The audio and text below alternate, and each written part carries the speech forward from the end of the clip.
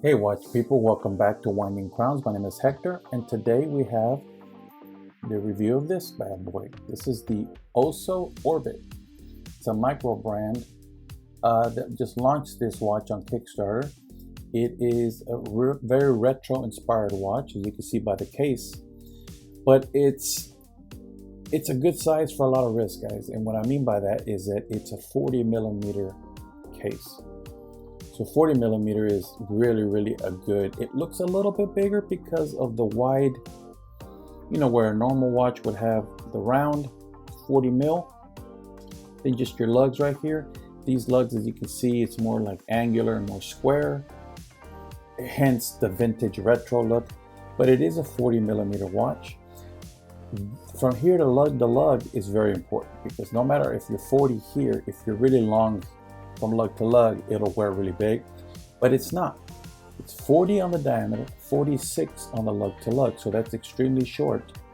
A lot of guys, they can't go over 50 or they feel like it's a little too big, but at 46, almost every wrist can wear the 46. So like I said, you have the 40 diameter, 46 lug to lug. You have 13 millimeter, and that's including the single dome sapphire crystal. You get that really crazy vintage distortion. You almost like if it's a plexiglass crystal, which I guess is they're looking for that look because it's a vintage inspired watch. You want that distortion as if it was a plastic crystal, but it isn't. It's a single dome sapphire crystal. And that slight dome gives it a 13 millimeter thickness, which isn't bad. Also, the lug diameter here for the strap is 20 millimeter.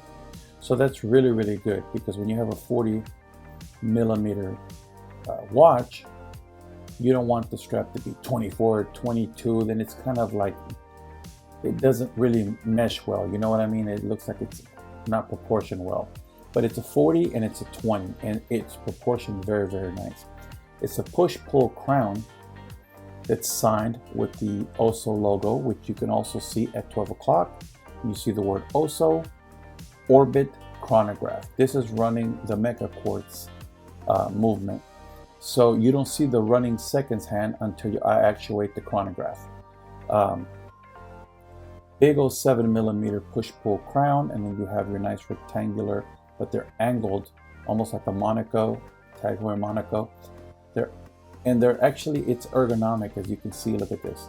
See how the thumb, it's perfectly ergonomic right there. And see that? I like that. I like that they're angled for your fingers, because if you're wearing it, you're going to actuate this one with this finger, and you're probably going to use your thumb for this one. So that's clever the way they thought of that. And they know it's a push-pull crown, so they gave you a big crown to do that. You got your solid case back, which is screw down, and it says stainless steel 316L. You've got your water resistant, which is 100 meters, 10 atmospheres. Then you've got right there, special edition, Japan hybrid movement, which of course is the Mecha Quartz, sapphire crystal. And then you see a mountainous terrain with what? The orbit. You've got Saturn and a bunch of planets orbiting, and there's the land down there. Of course, it ties in with the name of the watch, which is the Orbit chronograph by Oso. Go ahead, and you've got a date at 6 o'clock, which I like that because it's a really clean aesthetic. If you notice, you have all your indices. There's shorter indices at the 3 and 9 because you have your sub-dials in white. Your dial is actually in green. Your hand loom and on both hands is yellow. And if you notice, the word chronograph is in yellow, but Orbit, Oso, and the emblem are in white. Your date wheel's at white, which I don't mind because it matches the indices and the two sub-dials.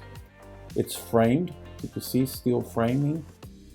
It gives it a bit of class because also your indices are also framed in metal. And of course, you got your tachymeter right there for your chapter ring. Also color matched with the green. So the yellow and the green look nice with the white. It's really well done, guys. And you can see that it's got the loom And you see the blue AR coating, so it is AR coated on the underside. Let's go ahead and actuate this by hitting the top button at 2 o'clock. And now you got your running second hand. And if you notice, it's not taking like a typical quartz because it's a mecha quartz. So you got that hybrid quartz running at 4 beats per second, whereas your regular second hand on the regular quartz would just beat 1 per second. That's where you get that tick, that very obvious tick, at 1 tick per second. On a mecha quartz, you got 4 ticks per second. It gives it more of a sweep. And then of course on automatic is 8 ticks per second, and the sweep is even cleaner. But for a mecha quartz, this is pretty nice, the 4 ticks per second. Go ahead and stop that, and then run it back to 12, and there it is. Instantaneous hits right between the 2 baton markers at 12 o'clock. Very nicely done, Oso. Look at that, right between the 2 batons. Sometimes they're a little off, but this one, right in the middle. Really, really nice watch, guys. I also like the leather strap and the Oso insignia there, right on the buckle. Also stamped with the logo and name, genuine leather. Quick release right there on the strap for easy changing. 1 sewn-in keeper and 1 floater. Let's do the loom on this bad boy, see how it looks. It's not a diver, guys, so I'm not expecting a whole lot from a watch that's not a diver, but we shall see.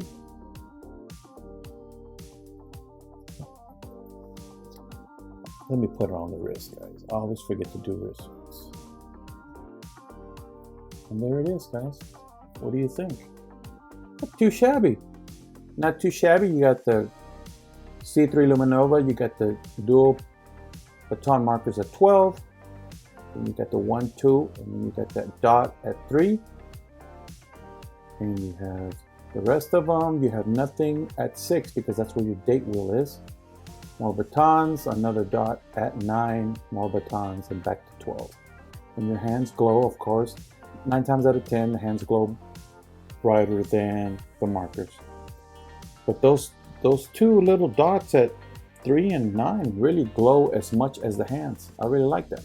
Anyway, for not being a diver, it's pretty decent. I don't know how long it'll last, but it looks good right here. Anyway, let's get the lights back on, guys. There it is. I like it, guys. Anyways, pretty nice watch.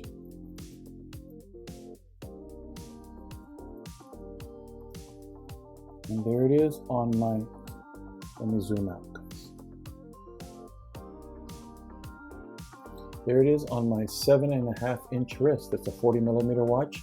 This is what a 40mm squarish, vintagey looking watch looks on a 7.5-inch wrist. Pretty good size. Anyway, guys, if you enjoy this type of content, guys, then please like, the thumbs up, subscribe to the channel, leave a comment down below. I really enjoy when you guys comment. It boosts, gives me a boost, a power boost. Just keep it going, keep it rolling. So I appreciate it. Please leave a comment, tell your friends, and hit the bell icon so that you're notified of the next video, guys. And remember, never stop, wind and crank.